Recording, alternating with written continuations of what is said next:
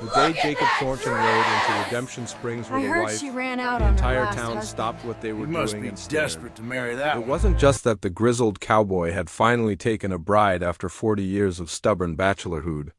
It was who sat beside him on that wagon seat, her face half hidden beneath a black bonnet, her gloved hands clutching a worn carpet bag like it contained all her worldly possessions. Because it probably did. Sarah Thornton, as she would now be called, had arrived in town 3 months earlier on the eastbound stage. She'd stepped off that coach with nothing but that same carpet bag and a letter of introduction to the schoolhouse. Applying for the teaching position that had been advertised as far as St. Louis, the town council had been desperate for an educator, their last teacher having fled after just 2 weeks, claiming the frontier was too rough for civilized folk.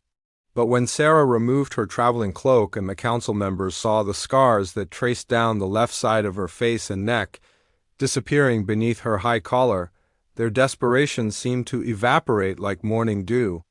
Mayor Hutchins had cleared his throat awkwardly, shuffling the papers on his desk. The other council members found sudden interest in the floorboards, the ceiling, anywhere but the scarred woman standing before them with such dignified posture, despite what must have been dozens of rejections before this one. "Miss Caldwell," the mayor had begun, his voice thick with manufactured regret, "we appreciate you traveling all this way, but we've decided to hold off on filling the position. Budget concerns, you understand." Everyone in Redemption Springs knew that was a lie. The town had allocated funds months ago. They just didn't want their children taught by a woman whose appearance might frighten them, a woman whose past was written in burned flesh across her skin. Sarah had simply nodded, thanked them for their time, and walked out into the dusty street with her head held high, though several townspeople later swore they'd seen her hands trembling. She'd taken a room at the boarding house, paying Mrs. Fletcher a week in advance with carefully counted coins. For 3 weeks, she'd applied for every position available: seamstress, laundress, even kitchen help at the saloon. Every door closed in her face, sometimes gently with apologetic smiles, sometimes with barely concealed disgust. The whispers followed her everywhere. Some said she'd been in a fire. Others claimed she'd survived an Indian attack, though that made no sense given she'd come from back east.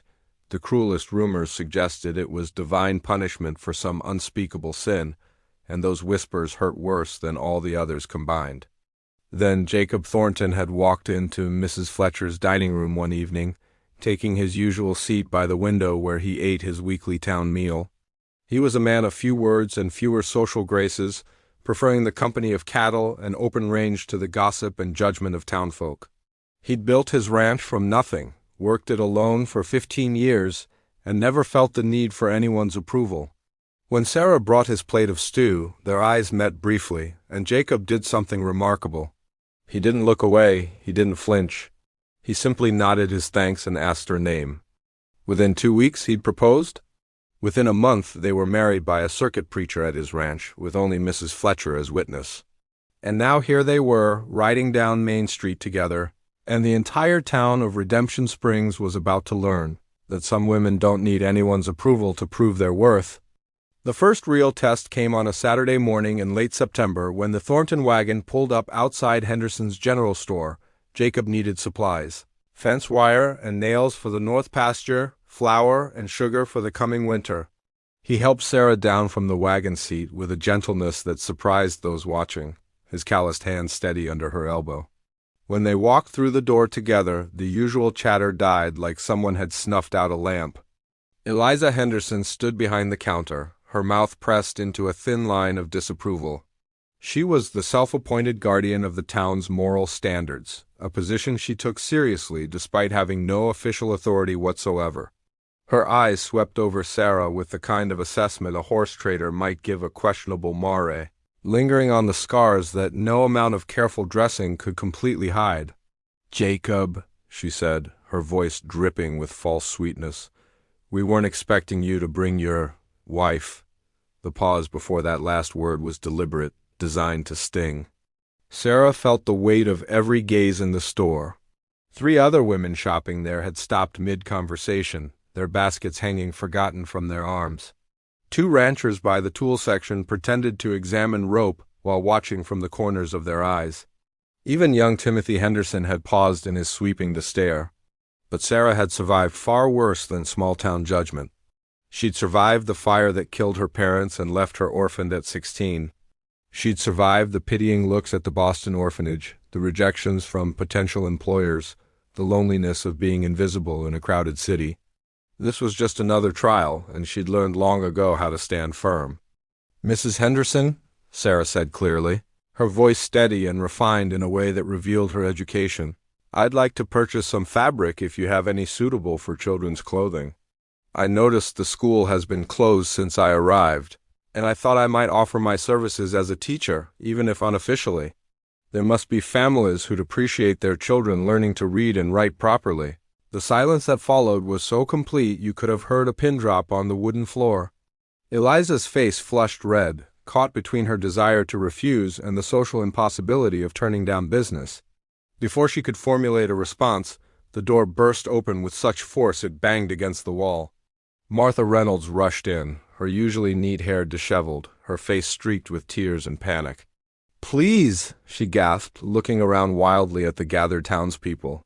"My son, my Danny, he was playing by the old mine shaft up in the hills, and the ground gave way. He's trapped down there, and he's only 8 years old, and I can't reach him. And the men are all out on the cattle drive, and I don't know what to do." Her voice broke into sobs that shook her whole body. Jacob was already moving toward the door, his jaw set with determination. "I'll get rope and a lamp," he said, his voice cutting through Martha's panic like a knife through butter. But Sarah's hand on his arm stopped him. "How far down is he?" Sarah asked Martha directly, her tone calm but urgent. "Maybe 15 feet, Martha sobbed. "I can hear him crying, but the shaft is narrow, too narrow for a grown man. The opening is barely 2 feet across. Oh God, what if he's hurt? What if the whole thing collapses?" Sarah's mind was already working through the problem. She'd been small all her life, and while most women in town were well-fed and substantial, she'd spent years making do with little. "I can fit through an opening that size," she said quietly. "I've worked in tight spaces before. Jacob, get the rope and lamp. Mrs. Reynolds, take me to your son." The entire store erupted in protests. Eliza Henderson was the loudest, her voice shrill with outrage. "That's absolutely unsuitable. A woman going down into a mine shaft? It's indecent, it's dangerous, and frankly, who knows if she's even capable. We should wait for the men to return." Sarah turned to face her, and something in her expression made Eliza take a step back. By the time the men returned from the North Range, that child could be seriously injured or worse. Every minute matters. "I'm not asking for anyone's permission." She looked at Martha, whose desperate hope was written clear across her tear-stained face. "I'll need practical clothing. Does anyone have trousers and a work shirt I can borrow?" The question hung in the air like a challenge. Respectable women didn't wear men's clothing. They didn't volunteer to descend into dangerous mine shafts. They certainly didn't speak with such authority in front of the town's leading citizens. But Sarah had never been what anyone considered respectable, not since the fire had marked her as different, as damaged. And right now, a child's life mattered more than any social convention. It was old Mrs. Fletcher who broke the standoff, stepping forward from where she'd been shopping in the corner. "My late husband's work clothes are still in a trunk at the boarding house. They'll be too large, but we can make them work. Sarah, you come with me? Jacob, you gather what's needed and meet us at the Reynolds place. The rest of you can either help or get out of the way." The opening to the old mine shaft was even more treacherous than Sarah had imagined. It sat on a hillside about half a mile from the Reynolds homestead, hidden among scrub brush and loose rocks that had given way beneath young Danny's weight when he'd been chasing a rabbit. The wooden supports around the entrance were rotted with age, the whole structure a death trap that should have been filled in years ago. Now it had claimed a child, and Sarah could hear his frightened whimpering echoing up from the darkness below. She knelt at the edge, peering down into the blackness while Jacob secured the rope around her waist. The borrowed trousers hung loose on her frame despite Mrs. Fletcher's hasty adjustments, and the work shirt smelled of mothballs and old tobacco. She'd tied her hair back with a strip of cloth and left her bonnet behind, no longer caring who saw the full extent of her scarred face. Vanity had no place in a rescue. "The supports are unstable," Jacob said quietly, his hands testing the knots with practiced efficiency. "If you feel anything shift, anything at all, you call out and I'll pull you up fast. You understand me, Sarah?" She met his eyes and saw genuine fear there, not for himself but for her. In the few weeks since their marriage, he'd been kind and patient, never pushing her to explain her past, never making her feel she owed him anything beyond companionship. They'd been strangers who'd found unexpected comfort in each other's solitude. But this look, this fierce protectiveness, was something new. "I understand," she said softly. "But that child needs help now, Jacob. I'll be careful." By now, half the town had gathered on the hillside. News traveled fast in Redemption Springs, especially news of impending disaster. Sarah could feel their eyes on her, could hear their whispered doubts. Mayor Hutchins had arrived, huffing from the climb, already discussing alternatives that would take hours to organize. Eliza Henderson stood with a group of women, their faces showing a mix of morbid curiosity and righteous disapproval. Only Martha Reynolds seemed focused entirely on Sarah, her hands clasped in desperate prayer. The lamp was lit and tied to Sarah's belt, casting strange shadows across the rocks. "Danny," she called down, her voice echoing. "My name is Sarah, and I'm coming down to get you." "I need you to be very brave and very still. Can you do that for me?" A small voice floated up, weak with crying. "Yes, ma'am. But I'm scared. And my leg hurts something awful." "I know you're scared, sweetheart. But your mama is right here, and I'm coming down now. Just keep talking to me so I know you're all right." She looked at Jacob one more time, saw him nod, and then she was lowering herself into the darkness. The shaft was even narrower than she'd expected, the walls pressing in from both sides as the rope played out. The lamplight revealed rough stone and rotting timber, the smell of damp earth and decay filling her nose. She'd descended maybe 10 feet when she felt the first tremor, a subtle shift in the rocks around her that made her freeze. "Jacob," she called up, keeping her voice calm despite the ice in her veins, "the east wall is unstable. Don't put any weight on that side when you're anchoring."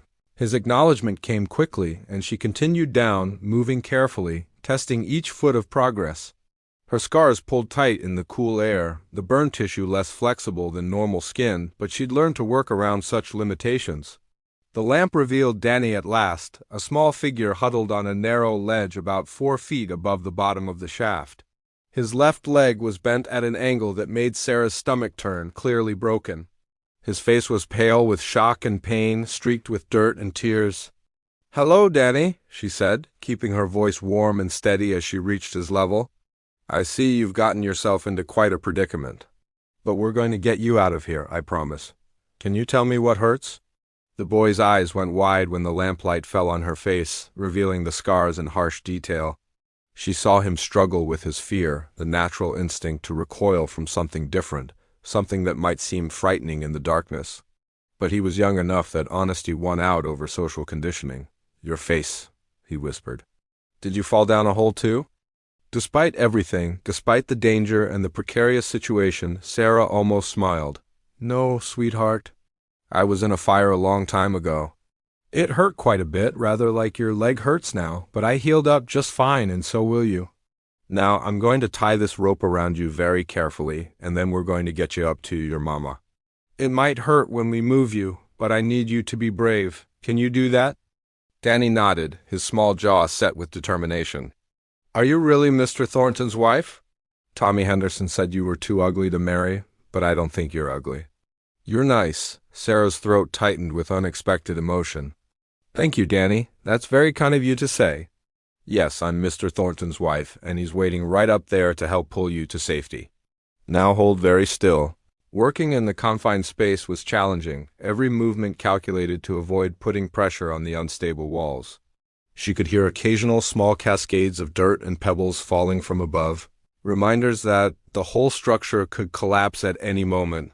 But her hands were steady as she secured the rope around Danny's chest, creating a harness that would keep him safe during the ascent. She'd learned to tie knots working in the laundry at the orphanage, never imagining those skills would one day save a life. "Jacob," she called up, her voice carrying through the shaft, "I'm sending Danny up first. His left leg is badly broken, so pull steady and smooth. I'll guide from below. She didn't mention that this meant she'd be staying down here alone while they hauled the boy up, with no rope to save her if the walls collapsed. There was no other way. The murmur of voices from above changed tone, became urgent and concerned. She heard Mayor Hutchins protesting, heard Jacob's terse reply that she'd made her choice and he'd honor it. Then the rope grew taut, and Danny was rising, inch by careful inch. Sarah kept her hands on him as long as she could reach, steadying him against the walls, whispering encouragement. The boy whimpered with pain but didn't cry out, brave beyond his years. When Danny disappeared over the lip of the shaft, Sarah heard Martha's sob of relief, heard the burst of conversation as people crowded around. But down here in the darkness, alone with just the lamp and the creaking timbers, she felt something shift. Not the walls, not yet, but something in the very air of the place. A deep groan from the supports above, a warning that time was running out. "Sarah!" Jacob's voice came down sharp with fear. "Rope's coming down now. Get it secured fast." But as she reached for the descending rope, the east wall gave way with a grinding crash. Rocks and timber tumbled down, filling the shaft with dust and debris. Sarah threw herself against the west wall, covering her head as the world seemed to collapse around her. The lamp shattered, plunging everything into absolute darkness. And then there was silence, broken only by her own rapid breathing and the sound of Jacob, calling her name from what seemed like miles above. Sarah had been trapped in darkness before. The night of the fire, she'd been locked in a cellar by her father. Punishment for some small childhood transgression she could no longer even remember. She'd been 7 years old, crying in the pitch black when she'd smelled smoke. By the time someone heard her screaming and broke down the door, the house above was engulfed. Her father had died trying to reach her. Her mother had died in the fire's initial rage. And Sarah had been pulled from that burning building with her face and neck seared by flames, marked forever by the night she'd been both saved and destroyed. She'd learned then that panic was a luxury she couldn't afford. Panic wasted air, wasted energy, wasted the clarity of mind needed to survive. So now, trapped in this collapsed mine shaft with tons of rock and earth between her and the surface, she forced herself to breathe slowly, to think methodically. Her ribs ached where a falling rock had struck her, and she could taste blood where she'd bitten her tongue. But she was alive, and where there was life, there was hope. "Sarah!" Jacob's voice came through the debris, muffled but desperate. "Sarah, answer me!" "I'm alive," she called back, her voice hoarse with dust. The east wall collapsed. "I can't see anything, but I don't think I'm badly hurt. Can you get me out?" There was a long pause, filled with frantic discussion from above. Then Jacob's voice again, steadier now but tight with controlled fear. "We're going to dig down to you. Hold on, just hold on for me." What he didn't say, what Sarah understood in that pause, was that digging would take hours, maybe longer. The risk of further collapse was high, and she was running out of air in this small pocket of space, maybe 4 feet across, barely tall enough to sit upright. The darkness was absolute, the kind of black that played tricks on the mind, that made you see things that weren't there. She pressed her hand against the rock face and felt its solidity, used it to anchor herself to reality. Above ground, the situation had transformed from a rescue into a potential tragedy. Mayor Hutchins was insisting they needed proper mining equipment, needed to send for engineers from Silver Creek, needed to do everything slowly and carefully to avoid making things worse. But Jacob wasn't listening. He'd already thrown off his coat and was moving rocks with his bare hands, his face set in lines of grim determination. "You'll kill her by rushing," Hutchins protested. "One wrong move and the whole thing comes down. We need to be smart about this." Jacob rounded on him with such fury that the mayor stumbled backward. "That's my wife down there. My wife who just saved a child's life while the rest of you stood around judging her. So you can either help dig or get the hell out of my way." The crowd had grown larger, nearly the whole town now gathered on the hillside. News of Sarah's predicament had spread fast.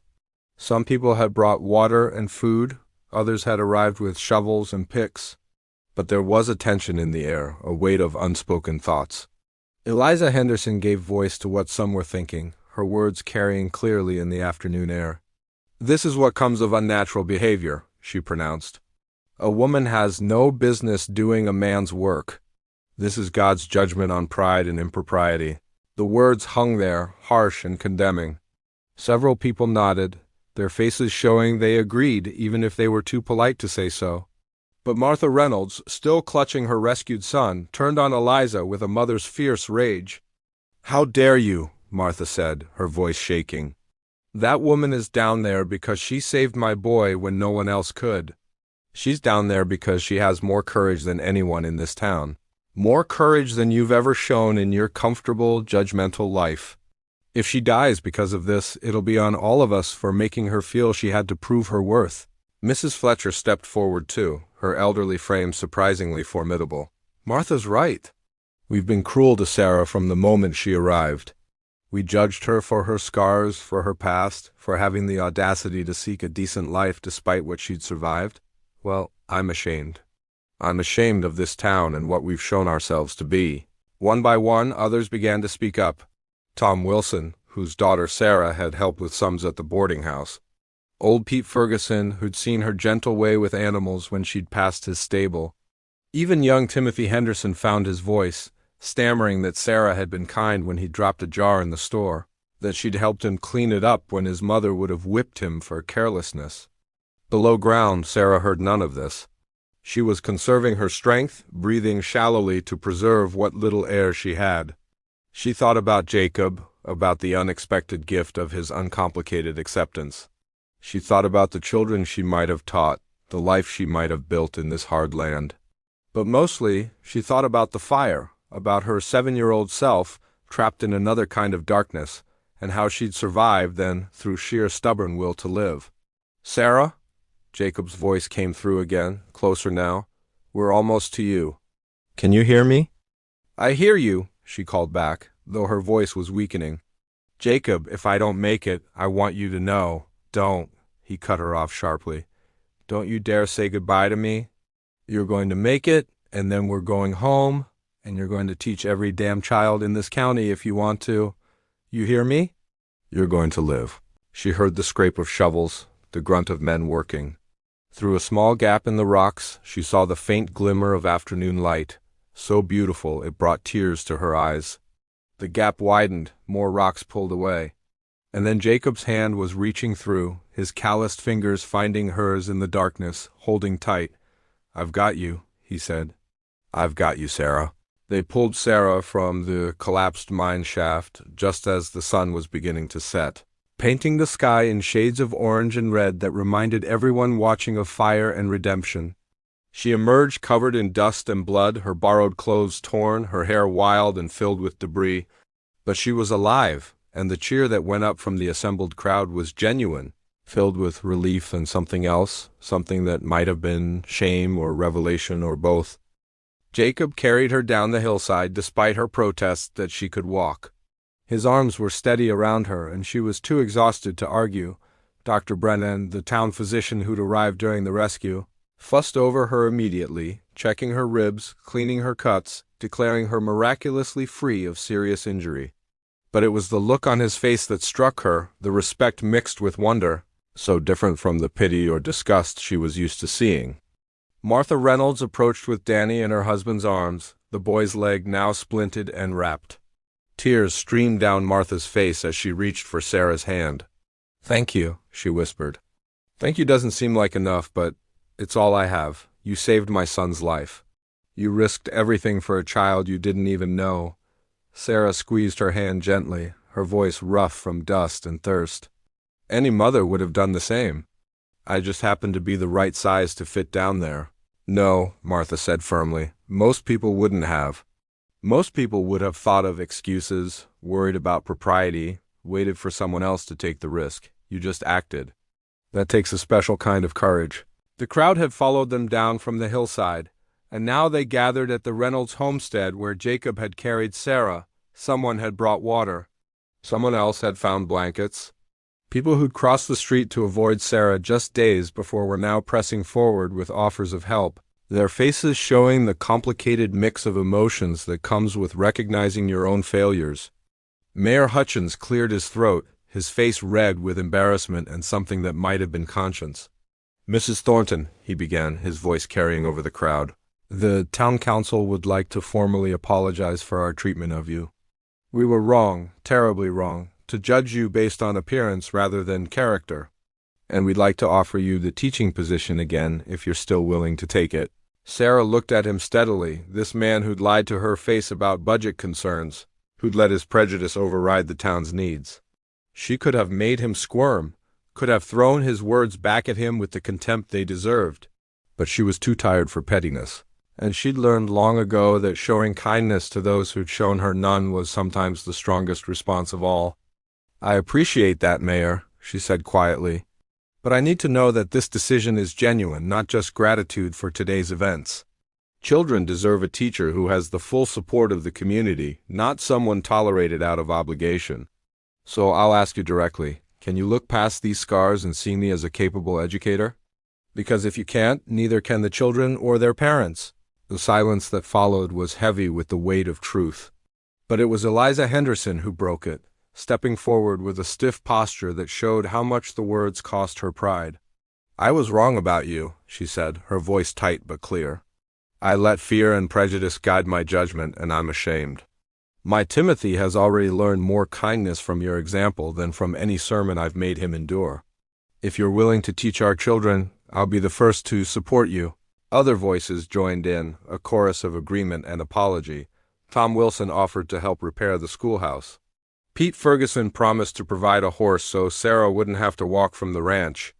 Even young Timothy piped up that he'd help carry books and clean the blackboard. The community that had rejected her was now embracing her, and while Sarah recognized that acceptance built on heroism was fragile, it was still acceptance. Jacob finally spoke, his arm still protectively around his wife. Sarah doesn't need your approval to be worthy, he said quietly, but his voice carried authority. She's been worthy since the day she arrived with nothing but determination and dignity.